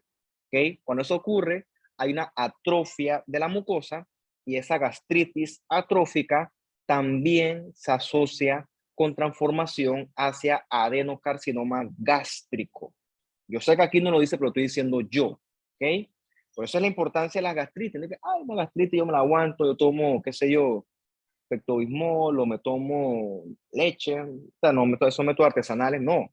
Estos bichos son malos, provocan mucha inflamación a la mucosa gástrica y si eso tiene años de existir, sobre todo en el contexto del paciente estoico, este paciente que el tipo dice yo aguanto, yo aguanto, yo aguanto, yo aguanto, si tú tienes años con eso ahí, desarrolla una gastritis atrófica con metaplasia intestinal y eso puede hacer displasia y se transforma entonces eso hacia un adenocarcinoma gástrico, ¿ok? Habiendo dicho eso, el Helicobacter pylori es un factor de riesgo para el desarrollo de cáncer de estómago. Esto no es juego, ¿ok? Esto no es juego. Los AINES, el Dorival, el naproxeno, el ibuprofeno, la aspirina, también se asocian a la producción de úlceras gástricas. Yo creo que eso lo pregunté ya. Tiene que ver con las prostaglandinas. Las prostaglandinas secretan moco protector, pero los AINES inhiben prostaglandinas. Entonces, si yo tomo muchos AINES, mi moco protector va a dejar de ser producido y yo puedo entonces padecer una gastritis química. ¿Okay? Por eso no puedes tomar Dorival todos los días. Como tú rotes en los hospitales que de las salidas, tomas diclofenaco 3 a 5 días máximo, no más de 5 días. Si tú lo mandas más de 5 días, le vas a desbaratar la mucosa gástrica a el paciente por inhibición de las prostaglandinas, entre otras cosas. ¿Ok? Tiene que ver con la cascada del ácido araquidónico que tú conocerás, pues, hoy no, en otras clases. Pero no jueguen con esto es muy serio. ¿Ok? El tratamiento fabuloso, pero si le vas a correr, pues vas a tener problemas en el futuro. Los helicobacter son malos. No son malos, son nuestros enemigos, ¿no? Cada quien está buscando su propia supervivencia. Bueno, esta que está aquí es la clásica mucosa del estómago. Esencialmente epitelio cilíndrico simple, que en su citoplasma tiene bastante moco. Por eso es que también es un epitelio mucoprotector. Esa mucosa tiene unas invaginaciones profundas que se llaman los gastric pits o también las foviolas gástricas. También es importante porque esas foviolas gástricas también ¿qué le iba a decir? Se me acaba de la idea. También se llama epitelio foviolar, que también se llama epitelio foviolar a este epitelio de la mucosa gástrica. Entonces, estas células epiteliales que están todas llenas de moco en citoplasma, secretan un moco que tiene bastante bicarbonato.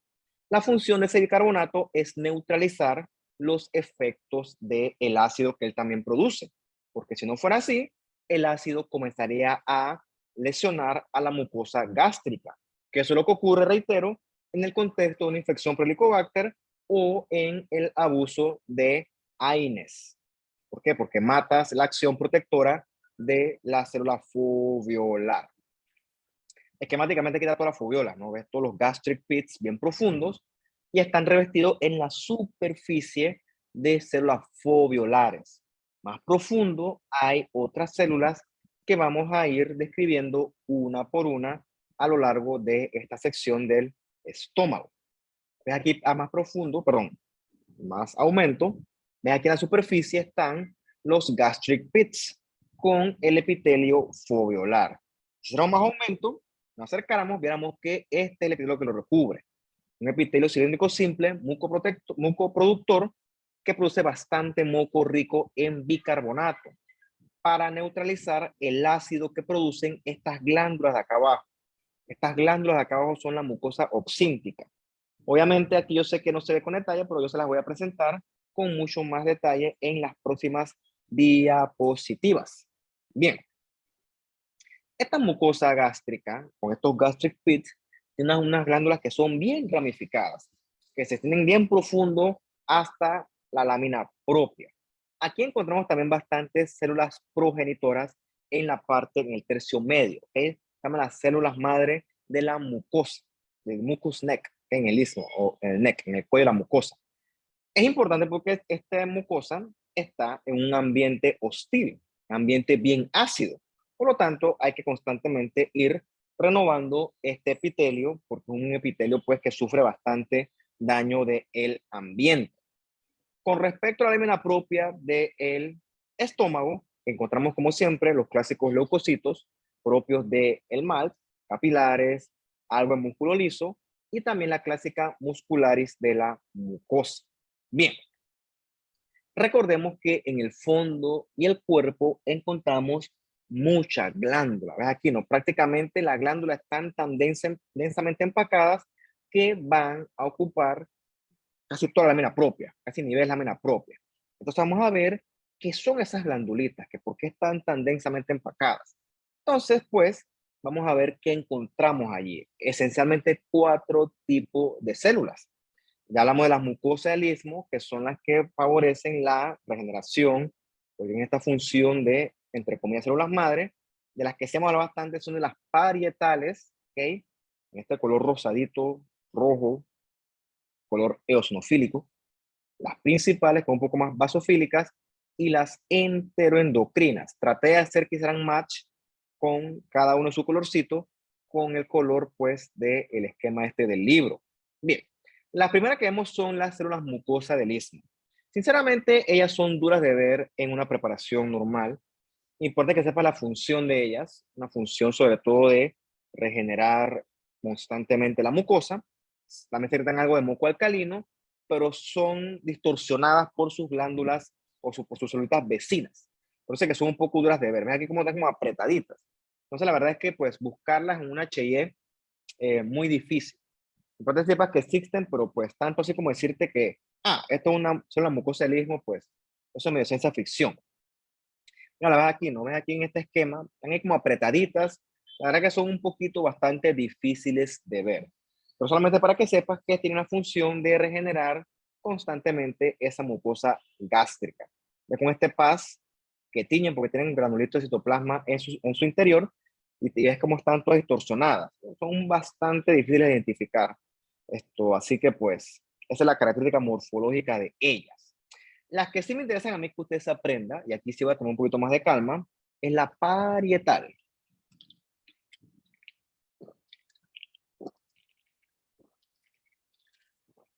Ok. La parietal, que es esta célula gordotota, tiene bastante citoplasma eosinofílico, bien rosadito, abundante, es la encargada de la producción de ácido, ¿ok? En este caso ácido clorhídrico, muy similar al que usted conoció cuando dio química en la escuela y en la universidad. Es un ácido potente, ¿ok? Nosotros producimos ese ácido potente. La célula parietal se ve así, rosada, porque tiene mucha mitocondria en su citoplasma. Mira aquí la mucosa del estómago, en este caso mucosa oxíntica, ya sea del cuerpo, por ejemplo. Es acá arriba la mucosa de protección, la foveolar, y más profundo ves las glándulas productoras de ácido, ¿ok? Entonces, ves unas que son más rosaditas. Las más rosaditas, las más eosinofílicas, son las células parietales. Bien, con más detalles, ven aquí que son rosaditas, bien bonitas. Bucocitoplasma. Esas son las células parietales productoras de ácido. Su contraparte son estas basofílicas, que son las células principales o chief cell. Bien, tuviéramos aquí mucho aumento, un ojo así, que será buco aumento, viéramos que la célula parietal tiene como unas invaginaciones hacia su superficie apical. Entonces, en esa superficie apical hay ciertas microvellosidades. ¿Qué ocurre? En este sitio hay un proceso químico donde dentro de la célula va a haber agua, a ver si la puedo señalar, agua y también CO2. Entonces, gracias a la anhidrasa carbónica, esa agua y ese CO2, por un tema de bioquímica que después usted verá allá, eso se transforma a bicarbonato y a hidrogenión. Entonces, ese bicarbonato pasa a la lámina propia y el hidrogenión es bombeado por bombas de protones. Aquí está, ¿ves? Bomba esa de sodio, perdón, ¿qué sodio de qué? Bomba de hidrogenón potasio, es bombeado, boom, bombean ese hidrogenión hacia la luz del estómago, junto al cloro. Entonces, en la luz del estómago, ese hidrogenión con ese cloro se juntan y forman el ácido clorhídrico, ¿ok? Ácido clorhídrico, que es el que te sirve a ti para digerir las comidas. Entonces, la mucosa neutraliza ese ácido clorhídrico y mantiene el pH lo más neutro posible gracias a el bicarbonato propio de la lámina propia. O sea que es una reacción balanceada. Produzco ácido que lo necesito, pero también produzco bicarbonato que me protege de él. Bien, yo no soy experto en esto, yo no soy bioquímico ni pretendo serlo, pero sí le puedo dar la aplicación de esto, ¿ok? Para que todo esto ocurra, entre otras cosas, es necesaria la bomba esta de hidrogenión. Entonces, la bomba de hidrogenión me saca el ácido al estómago. Entonces, el ácido es el malo en el contexto de un paciente con gastritis. Por eso es que a los pacientes les dan medicamentos, a veces que son los inhibidores de bombas de hidrogenión o de bombas de protones. Usted lo conoce bastante bien ya, que se llama el omeprazol. Aquí, boom, inhibe la bomba de hidrogenión y entonces poco a poco el paciente secreta menos ácido. Claro, eso tiene un costo, obviamente, pues si pierdes ácido va a tener una connotación, entonces tienes que leerte el inserto cuáles son los efectos adversos de el consumo crónico de omeprazol, sumado al efecto que usted conoce que tiene en el osteoclasto. Entonces, esa bomba de hidrogenión requiere energía. Por eso es que la parietal está toda llena de mitocondrias. Bien, la parietal también secreta algo súper importante que es el factor intrínseco. ¿Okay? El factor intrínseco es necesario para la absorción de vitamina B12 en el intestino delgado. Cuando no se absorbe adecuadamente B12 en el intestino delgado, hay una enfermedad que se llama la anemia perniciosa. ¿Qué pasa? La B12 es un precursor importante para la eritropoyesis. Sin la B12, entonces la eritropoyesis es inadecuada y se puede dar este tipo de anemia megaloblástica o perniciosa que tú eventualmente conocerás. Te quisiera hablar más de ella, pero la verdad es que no tengo imágenes para dártela porque es bien bonita. ¿Okay? Tiene que ver mucho esto con la absorción de factor intrínseco gracias a al revés, perdón, de B12 gracias al factor intrínseco. Cuando hay gastritis autoinmune o atrófica, se pierden parietales, que por eso es que el paciente puede hacer una anemia perniciosa secundario a esto. Otro ejemplo, es un paciente con un tumor gástrico, con un anocarcinoma, club, le hace la resección y entonces eliminamos gran parte de la mucosa gástrica, ¿okay? De la mucosa productora de ácido y de la mucosa productora de factor intrínseco. Por lo tanto, ese paciente, después de su operación, al año, te puede hacer una anemia secundaria a la no producción de factor intrínseco. Es un tema bonito, es el tema de la anemia perniciosa, porque también se asocia a el ácido fólico, ¿no? Pero bueno, quisiera hablar más de esto, pero Dios mío, que ya tenemos poco tiempo y pues no puedo sentarme a hablar de todo. Bien, cuando yo como, vamos a suponer que esto fuera una hamburguesa, este es frío, pero vamos a suponer una hamburguesa. Llega y la comida ocupa volumen en mi mucosa gástrica, en mi estómago. Entonces, las células enteroendocrinas comienzan a liberar gastrina. Es una hormona que favorece la secreción de ácido por parte del estómago. Entonces, hay un síndrome que se llama Zollinger-Ellison, que el paciente secreta mucha gastrina. El paciente te hace úlceras gástricas a repetición que se resisten al tratamiento. El tipo secreta demasiada gastrina. Es en el contexto de un tumor neuroendocrino. La están enredada porque le estoy diciendo muchas cosas. Ustedes se enreda. Lo otro que puede ¿Cómo se llama ocurrir, la enfermedad? Zollinger-Ellison. Voy a copiar acá en el chat. Síndrome, que lo busquen. Zollinger-Ellison. Creo que se escribe así. Puede que no, pero bueno, cualquier cosa Google te lo corrige. Lo otro que estimula a la célula parietal a que secrete ácido es la histamina. La misma histamina que conocimos en el tema este de los cambios vasculares, también estimula a la secreción de ácido, pero por otros receptores que usted conocerá en su clase de fármaco. Por eso es que también para la gastritis hay un medicamento muy popular que es un antihistamínico que se llama la ranitidina, ¿ok? Después usted lo ha conocido ya o lo habrá escuchado de alguna u otra forma. Bien. Ah, mira, yo estoy aquí hablando, sufriendo, y aquí viene la cosa de la anemia perniciosa. Por alguna Profe, razón, pero la ranitidina ya está obsoleta en este momento, pues no, la sacaron como del mercado para lo que era la gastritis como tal. Tengo no sé, entendido. me va a tocar leer, porque la verdad es que yo no sé nada de esas cosas. Yo lo vi con Ortiz internado, pero créeme que yo, desde que soy patólogo, no sé hacer una receta. Así que pues, preguntaré, pues no lo voy a leer, porque yo no voy a estar discutiendo en eso, pero leeré. Si está obsoleta o no, pues no lo sé, pues podemos discutirlo después con calma. No te voy a decir si sí ni no, porque la verdad es que yo no leo esas cosas. Yo leo patología, y eso más que todo es medicina interna y ramas. Bien. Las parietales son importantes porque secretan ácido y secretan factor intrínseco. Si yo las pierdo, entonces pierdo o tendré deficiencia en estas funciones. Entonces, el factor intrínseco, como les dije, es fundamental para la absorción de vitamina B12 en el intestino delgado.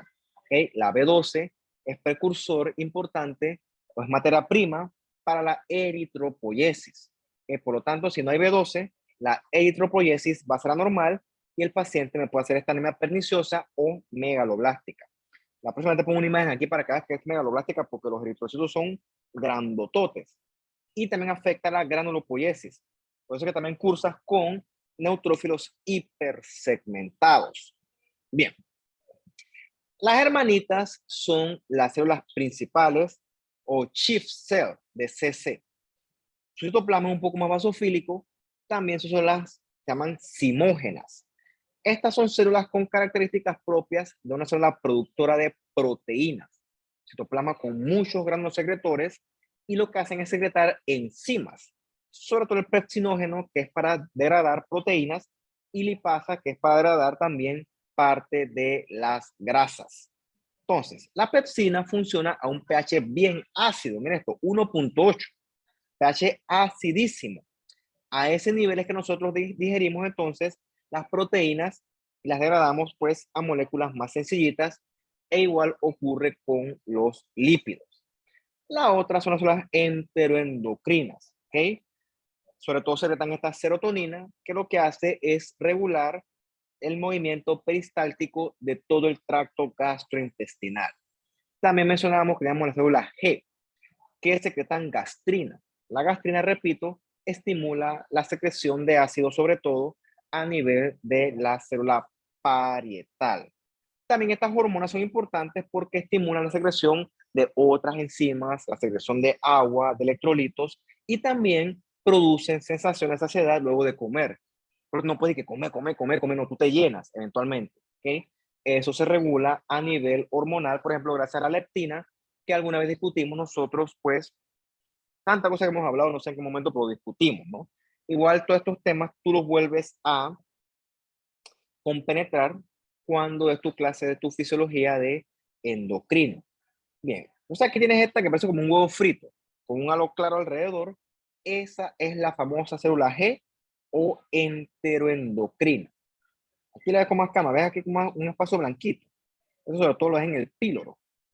Esa es una famosa célula G, con un halo claro perinuclear. Así como ya reconozco desde el punto de vista morfológico. O sea, hay muchas células enteroendocrinas, la área de la G, hay otro pocotón más que se encargan de secretar un montón de cosas a nivel del tracto gastrointestinal que regulan todas estas funciones autonómicas.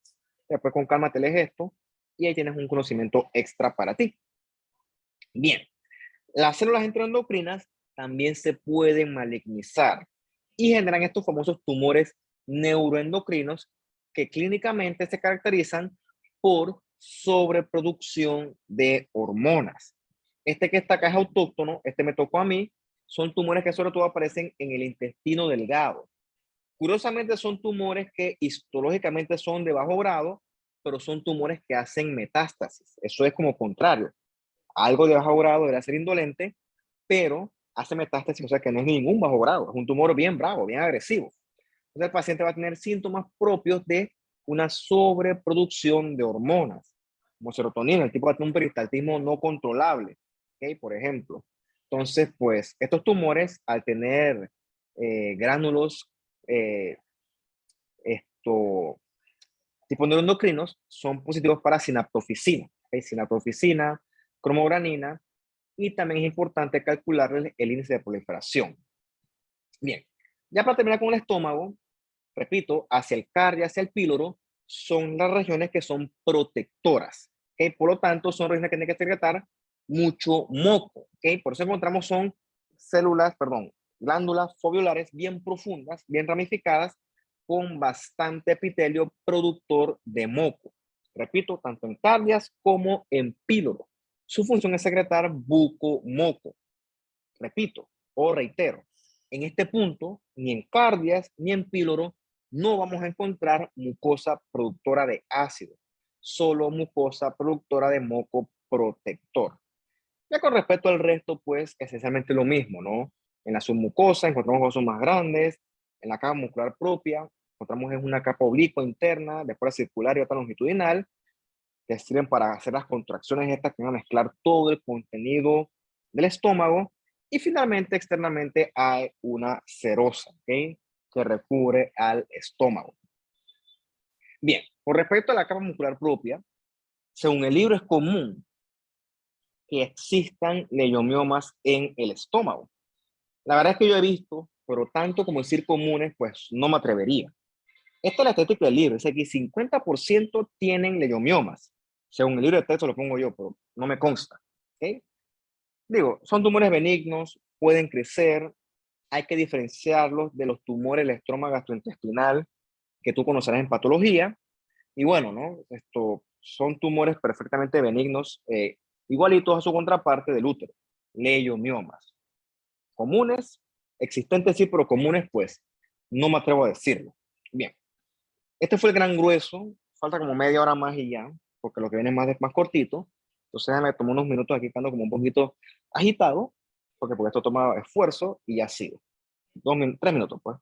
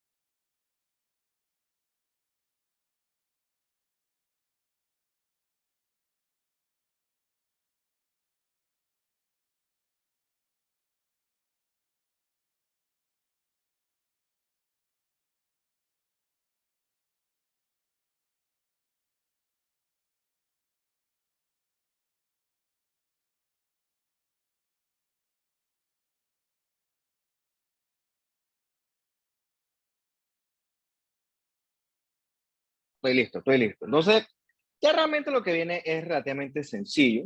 Ya es lo que hemos visto a lo largo de la clase, así que pues no hay que hacer tanta pelea aquí. Una vez que diligentemente el estómago ha hecho el trabajo de mezclar todo con el ácido, ya tengo todo degradado a proteínas, carbohidratos, grasas, et al. Entonces, ya eso puede ser absorbido en el intestino delgado. Usted conoce sus tres porciones, el duodeno, el yeyuno y el ilion. ¿Okay? El ilion es la parte más distal. Entonces, pues, vamos a ver ciertas diferencias histológicas entre cada uno de estos elementos. ¿Okay? Cuando usted abre un intestino delgado, ¿okay? El que sea, tiene muchos pliegues. ¿Okay? Esos pliegues son su mucosa y también mucosa. Esos pliegues son útiles porque amplían la superficie de contacto del intestino con respecto al material que se debe digerir. Entonces, en la mucosa del intestino delgado encontramos lo que hemos hablado hace mucho tiempo atrás, las vellosidades, que son como unos deditos que protruyen de la mucosa. A su vez, esas vellosidades están revestidos del clásico epitelio intestinal, epitelio cilíndrico simple con microvellosidades y células caliciformes. Hasta este punto, colectivamente le podemos llamar a esas células enterocitos. Entonces, esa vellosidad con su mucosa va a tener un tallito, que es un tallito de lámina propia que comparte lo mismo de los otros elementos del gastrointestinal, pero tiene un conducto linfático central que se llama el lacteal. A través del lacteal es que se convergen los nutrientes para eventualmente comenzar a incorporarlos a la sangre. Entonces, aquí está la clásica arquitectura vellosa del intestino delgado.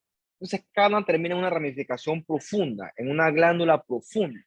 Esas glándulas también son llamadas las criptas de Liverpool, al igual que en el colon. Entonces, en el intestino delgado vamos a encontrar los enterocitos, que usted conoce bien, las caliciformes, que también conoce bien. Vamos a conocer las PANET, las enteroendocrinas, las células M, que también conoce, y lógicamente hay unas células de reserva. Aquí en todo su esplendor, con sus grandes arquitectura vellosa, ya usted conoce bastante bien esta región anatómica hasta este punto del curso. Y si no la conoce, brother, está en problema, porque Dios mío, yo he dicho esto mil y un veces. Lo mismo aquí, ves ese montón de deditos. Esa es la clásica arquitectura vellosa del intestino delgado.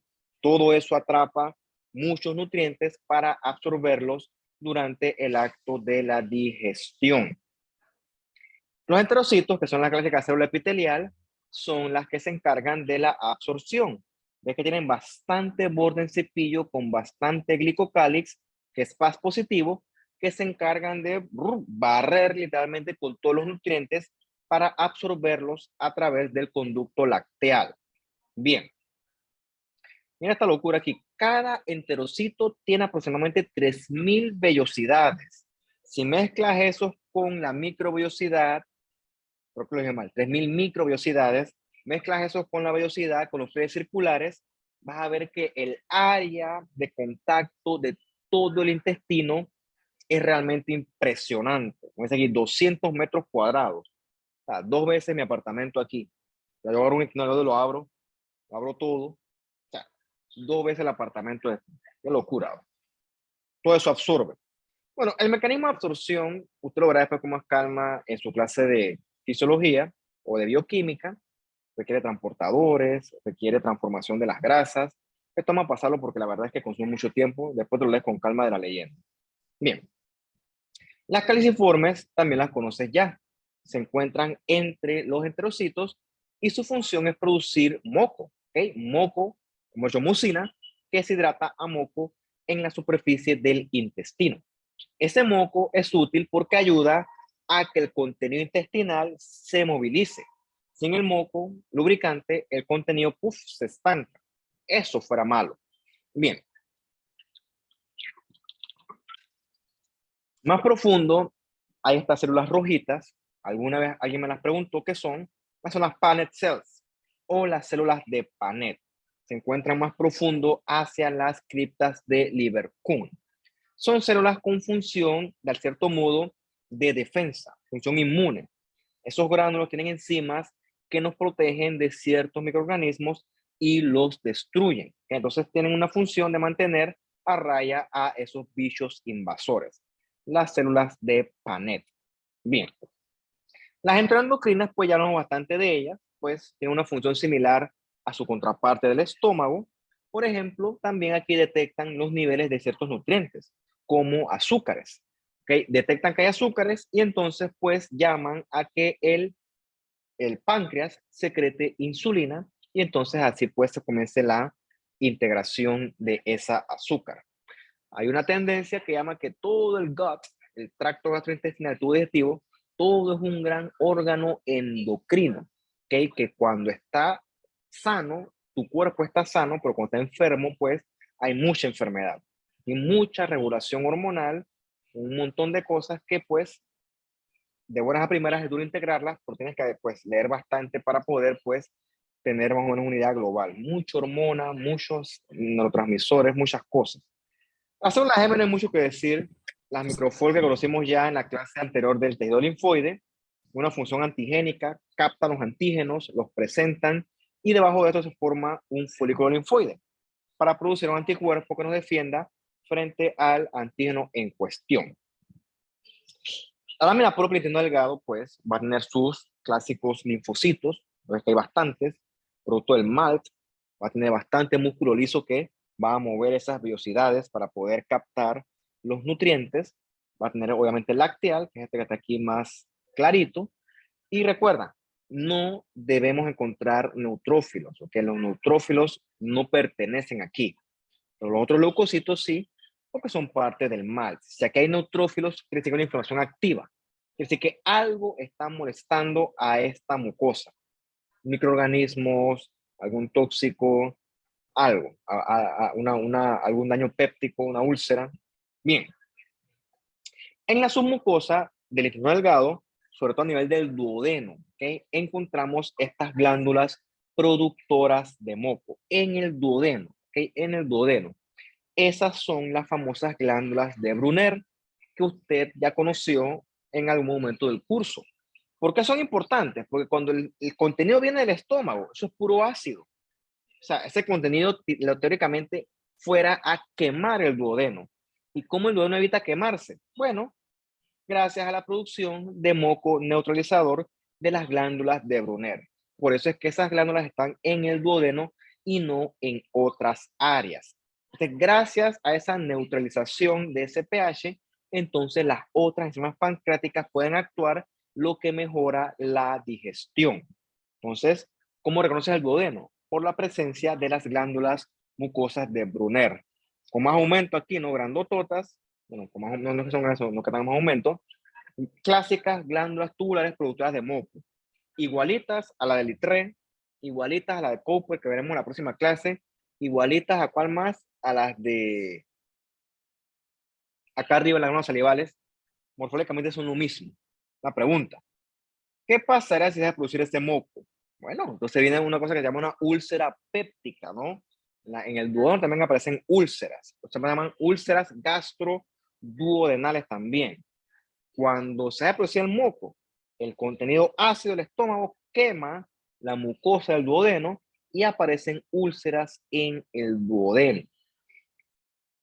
Entonces, eso es patológico.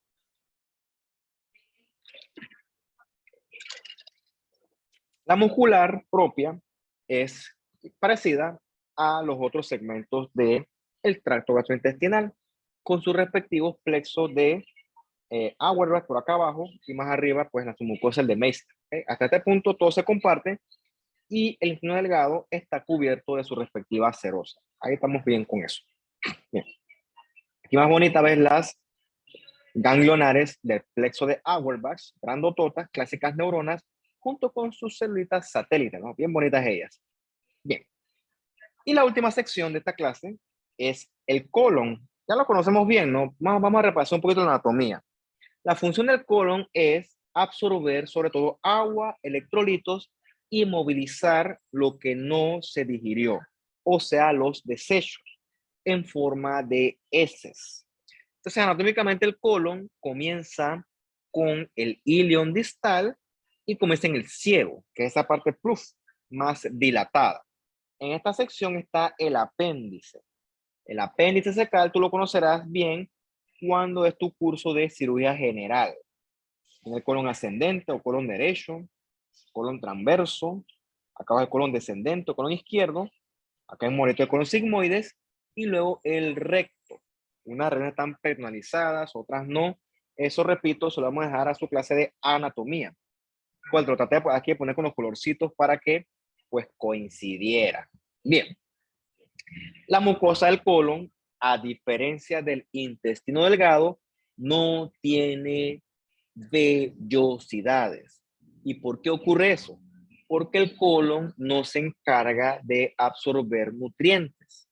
¿Okay? La absorción de él es más simple. La absorción es de agua esencialmente. El colon, peso por peso, es más corto que su contraparte, intestino delgado, pero sí es más dilatado. ¿Ok? Cuando tú ves un colon en vivo, en una autopsia, no sé, en anatomía, tienen unas bolas que protegen unos sacos, se llaman las austras del colon, que también lo diferencian del intestino delgado. Entonces lo ves acá, ¿no? La mucosa del colon es aplanada, ¿ok? Es aplanada porque no hay vellosidades. Lo que sea es muchas glándulas tubulares bien profundas que se llaman las glándulas o criptas de Lieberkühn. ¿Okay? Aquí encuentras el clásico epitelio del colon.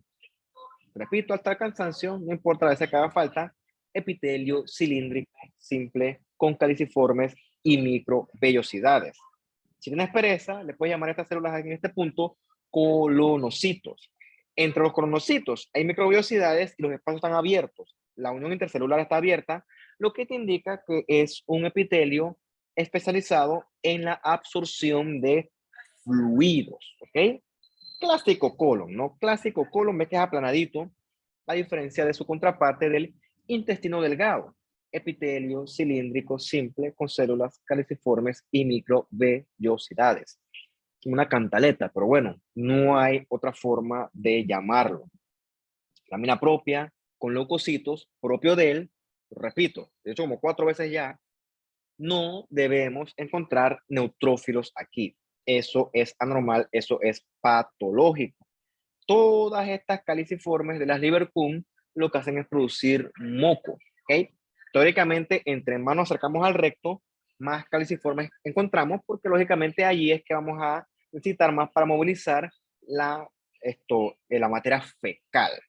Entonces, en la lámina propia encontramos pues bastante tejido linfoide, sobre todo si nos encontramos a nivel del apéndice secal. En el apéndice secal hay tantas masas de tejido linfoide que distorsionan gran parte de la arquitectura de la mucosa. El pobre apéndice siempre la negrean, no sirve para nada, nada para inflamarse, pero no, tiene su función importante a nivel del sistema inmunológico. ¿Okay? Ella es un componente importante del mal y supuestamente ayuda a reponer la flora intestinal, por ejemplo, luego una diarrea. ¿Okay? Eso es el apéndice, tiene bastante tejido linfoide que pues algo hace, ¿no? Algo hace. Bien. En la capa muscular propia del colon encontramos unos pliegues especiales que fueron estas bandas, ¿no? Estas bandas se llaman las tenias. Las tenias se ven bien en vivo. Entonces, esas bandas de tenia la diferencian del punto de vista anatómico del intestino delgado. El delgado es todo lisito, mientras que esos pliegues de músculo liso son esas tenias que diferencian a el colon. Ah, mira, a ver qué bien. Mira que esta banda de músculo liso, esta tenia es exclusiva del colon. Y aquí el tema de las hidrataciones de las austras. Bien. Aquí en este corte ve la tenia, ve esta protrusión de músculo liso propio de la capa muscular. Eso es exclusivo del colon. Es una forma de saber que tú estás viendo un colon. Eso es un hallazgo anatómico. Bien. Esta es otra imagen autóctona. ¿Ves? Esto algunas lo tomé yo como está en la residencia. Tomaré más fotos yo, pero la verdad es que tomar fotos me quita tiempo. Cuando uno toma fotos, pues tienes que cambiarte los guantes, sacar el celular, etcétera. Consume mucho tiempo, ¿no? Pero si tomara fotos, tuviera un repertorio de, o sea, bien pretty, ¿no? Ahora que para aprender, si te gusta la anatomía, en patología aprendes bucoanatomía y ves buco vainas pretty si te gusta. Bien, Esto que está aquí es un ciego, está abierto el colon, aquí está la apendicita, acá arriba está el colon derecho o el ascendente, y esta bola que está aquí es un tumor, ¿ok? El ciego es el sitio más común para los adenocarcinomas colorectales. En mi experiencia, y a veces lo he leído así, crecen en el ciego. Entonces, esos cáncer de colon se asocian a ciertas tendencias a las dietas pobres en fibra. La teoría es que una dieta pobre en fibra hace que el contenido intestinal, o sea, las heces, pasen mucho tiempo en la luz del colon. Entonces, las heces, o como dicen en singular, la materia fecal, cuando pasa mucho tiempo, hace mucho contacto con la mucosa del colon. Entonces, ese contacto, si es muy prolongado, provoca mucha inflamación constante, porque siempre se produce materia fecal. Entonces, esta inflamación se asocia a irritación de la mucosa con producción de pólipos, que si no se corrige esto, los pólipos eventualmente pueden crecer mucho, ¿ok? Literalmente como que generan una inflamación constante que se asocia entonces al desarrollo de neoplasias malignas del colon. Entonces, con una dieta rica en fibra, ¿okay? Hace que la persona tenga una materia más voluminosa fecal y va más al baño. Entonces, por así decirlo, tu intestino pasa más tiempo limpio, ¿ok? Entonces, pues, eso es una relación epidemiológica entre el consumo de fibra y el cáncer de colon. Entonces, esto se tamiza, al paciente le hacen colonoscopía, toman biopsias y podemos ver si estos pólipos son o no malignos. Pero por eso, este tumor está gigante. Este tumor está espantoso y cuando crecen esos tumores lo que hacen es obstruir al paciente. El paciente está obstruido y hay que operar de urgencia. Y cuando abres todo eso, tiene un tumorzón que, ¡puf!, cerró literalmente el colon. Ah, mira, otro autóctono, ¿ven? Pero este sí me tomó el tiempo de tomarlo. Esto fue una colectomía total, es enorme. Y esto ocurre en el contexto de una enfermedad inflamatoria intestinal. ¿Ves la mucosa cómo cambia? Una mucosa que está aquí toda irritada, toda hemorrágica, y una acá que está más pálida. ¿Okay? Todos esos cambios son propios de la enfermedad inflamatoria intestinal. La colitis está ulcerativa. Y ve acá estos polipitos que están bravos. Se transformó eso en cáncer. ¿Okay? Por lo general, siempre que hay una inflamación que no corrige, si tú le das chance, va a haber transformación displásica con eventual transformación maligna per se. Por eso es importante hacer tamizaje con el seguimiento de estos pacientes. Esa es la importancia de esto. Bien, y ya para terminar, al final termina el colon en el tema de el canal anal. ¿Okay? Aquí en el canal anal, el epitelio clásico del colon poco a poco se va reemplazando por piel, la piel propia del ano, con también glándulas apocrinas. Anatómicamente en este sitio hay un plexo venoso bien rico, ¿okay? Bien rico en vascularización, el plexo venoso rectal. Por eso que es un sitio muy popular para la colocación de ciertos medicamentos, esos supositorios, porque estas venas absorben bastante bien los medicamentos. Eso tú lo verás con más carne en Pharma, pero para que sepas el contexto anatómico de esto. Entonces, en la unión anorrectal tiene la transición entre epitelio colónico y aquí literalmente esto es piel, ¿ok? Piel, como cualquier otra piel que estudiamos, solamente que con glándulas apocrinas propias de esa región de la unión anorrectal. Y ya para terminar, creo que es la última silla, los divertículos, ¿ok? El divertículo es como cuando usted va manejando, cae en un hueco ¡prac! Y se hace un huevo en la llanta. O sea, es una herniación de la llanta, en este caso una herniación de la pared del colon. ¿En base a qué ocurre el divertículo? En que yo voy al baño y yo y me cuesta defecar, ¿okay? Me cuesta hacer pupú. Entonces, ¿por qué ocurre eso? Porque mi materia fecal a veces es muy sólida y yo estoy, cada vez que yo voy al baño, eso es un parto. Entonces, eso lo me parece que son estíticos. La otra palabra, ¿cuál es? ¿Qué va? Ahorita mismo estoy bloqueado ya. Pero bueno, Estreñimiento, profe. correcto, eso mismo, estreñimiento. Entonces, ¿qué pasa? Esa presión intraabdominal tan forzada, con el tiempo, hace que la pared del colon ¡bup!, se venza. Y con los años se van formando estos saquitos que son los famosos divertículos. Mira, como tal, el divertículo es inofensivo, ¿okay? Se llama diverticulosis y mucha gente vive con ellos y ni sabe que los tiene. El problema es que dentro del divertículo se puede alojar materia fecal. Entonces, esa materia fecal se atrapa, eso puede inflamar el divertículo y entonces viene la diverticulitis. Eso sí molesta, eso sí duele, se puede perforar hasta el colon y se toca operar. Entonces, la diverticulitis, la enfermedad diverticular aguda, entonces es la complicación que lleva al tema este de operar. Pero siempre y cuando tengan divertículos ahí tranquilitos, pues no pasa mayor cosa. ¿Ok? Yo sé que esta clase es larga, voluminosa, pues no encuentro forma de hacerla más corta. Pero bueno, ¿tienen preguntas, dudas, comentarios?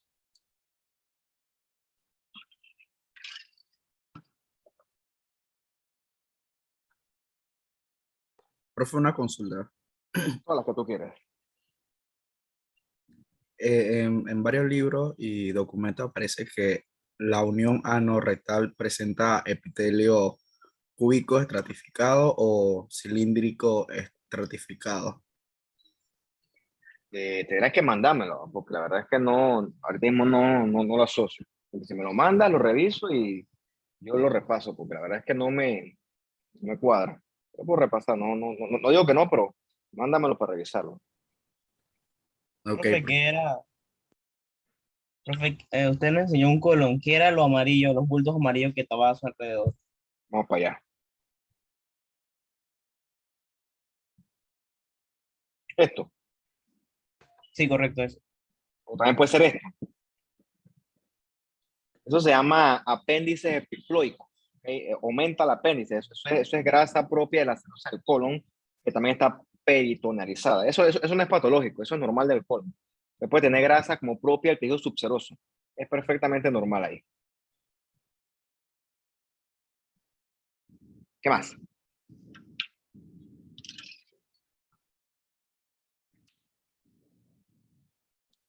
Bueno, jóvenes, lo dejo para acá en su quiz entonces.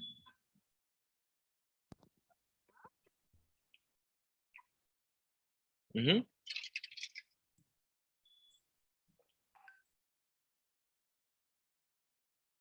Mentira, yo sé que no hay quiz, es relajo. Yo sé que no hay quiz. Ya, yo sé que no, yo sé que no hay quiz. Es relajo, Ya, oye. me estaba La asustando. vida, profe. Oye, usted no manda un chiste, oye, pero oye, cálmese. No, mentira. Vayan, pues vayan a descansar, no sé lo que quieran hacer. Yo también estoy cansado. La clase es extenuante. Chao, nos vemos entonces la otra semana. Hasta luego. Chao, profe, gracias. Bye. Chao. Hasta luego.